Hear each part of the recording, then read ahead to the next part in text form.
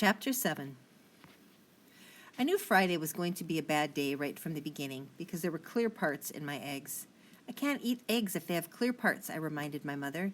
Eat around them, she said. Just eat the yellow parts and the white parts. But I couldn't because the clear parts had touched the yellow parts and the white parts, so all I had was toast. Have you got all your stuff? My dad asked as I was leaving. Of course, I said, right in my backpack. But when I went to show him my homework, 3 sentences about the planet Saturn, which I had decorated with a picture of squirrels I'd seen in the park, it wasn't there. Better go check the black hole, he said. I gave my dad a that's not funny look, but I went back into my room to check. The black hole is what my dad calls the place under my bed. He says things mysteriously disappear there. I do not think fathers should be comedians. My homework paper was not under my bed, and the rest of the day got worse. On the bus, Margaret walked right past our usual seat and sat down next to Amanda Lee, even though all Amanda Lee can talk about is going to the mall, which is boring. Plus, anyone with the name as beautiful as Amanda Lee probably made it up.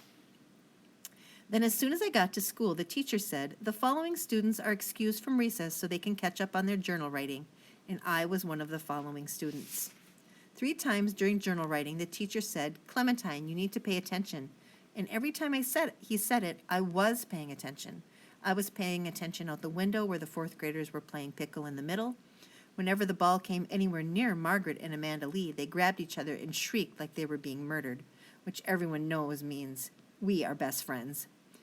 When my teacher moved my seat away from the window, I was Glad, glad, and I wrote all over my journal page, I don't care, so hard my pencil broke. When I got home from school, I was planning on going straight to my room to draw a picture of me with a new best friend, but Dad was putting on his raincoat and it was not raining out. Fighting pigeons is not for the weak-hearted, he said. It takes superhuman courage and resourcefulness and cleverness. When my dad talks like this, it means he has a new idea. You have another battle plan, I asked. Yep, he answered, and it's a doozy. I'll probably be promoted to general for this one. You already are the general, remember? Oh, right. I'm so modest I sometimes forget. Well, I bet I get the Medal of Honor. Dad. I might even be knighted for this one. Dad, I said. Sometimes my dad needs help staying serious. So what is the new battle plan? My dad looked around, like he thought there might be spies sneaking up on us. Then he bent over and whispered in my ear. Psychological warfare. This sounded like a good one, so I followed him out and sat on the steps to watch. I could do that drawing later. First, my dad hosed off the sidewalk, then sprayed the pigeons until they flew away. All the time, he was muttering things like, oh, they're crafty, all right, but I'm craftier. And it's a little-known fact that pigeons were the 8th deadly plague to visit Egypt. Then he pulled a brown plastic owl from a bag. He got a ladder and climbed up and put the owl right on top of the lion's head, over the lobby door. I asked him what that was for. The pigeons will take one look at that owl, and then they'll head for the hills. Well, for another building. Pigeons are deathly afraid of owls. Yep, I'll probably be knighted. It's plastic, I reminded him. But the pigeons don't know that. That's the brilliance of my plan. I didn't see what was so brilliant. I didn't see how a little plastic owl was going to frighten off a flock of pigeons who fought over who would get to sit on the head of a roaring lion. And while we stood there, Dad admiring his brilliant battle plan and me worrying about it, the pigeons came back. They settled on their regular perches all over the front of our building, except for a few who decided to sit on the owl's head. What my dad needed was something real. Polka Dotty would have scared them off. Dad put the ladder and his raincoat away and came over and sat beside me. You still miss her, don't you, sport? I nodded. I miss seeing her when I get home from school. I miss patting her where her fur was so soft under her neck. I miss hearing her purr when I fall asleep. I even miss the smell of her cat food. That's a lot of missing, my dad said. And she would have scared off those pigeons, wouldn't she?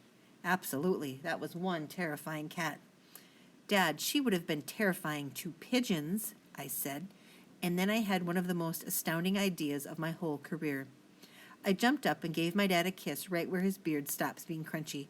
Then I ran back into the apartment, went to my bedroom, and reached under the mattress where I keep my favorite picture of Polka. Then I ran to the copy shop at the corner. Can you make this bigger? I asked. How big do you want it? The clerk asked back. I took out my wallet and laid all my birthday money on the counter. How big can you make it for this much? The clerk counted my money and thought for a minute. I can make that cat the size of a German Shepherd for that much money. Perfect, I said. Then he took the money and the picture of Polka and told me to come back the next day at 4. I ran home and let myself into the apartment. My dad and Mom were in the kitchen. 1 left, my dad said. 1's all we need, said my Mom. Do you think we should do it? I think so, my dad answered. I think it's time. Okay, my Mom said. I'll call tomorrow. 1's all we need?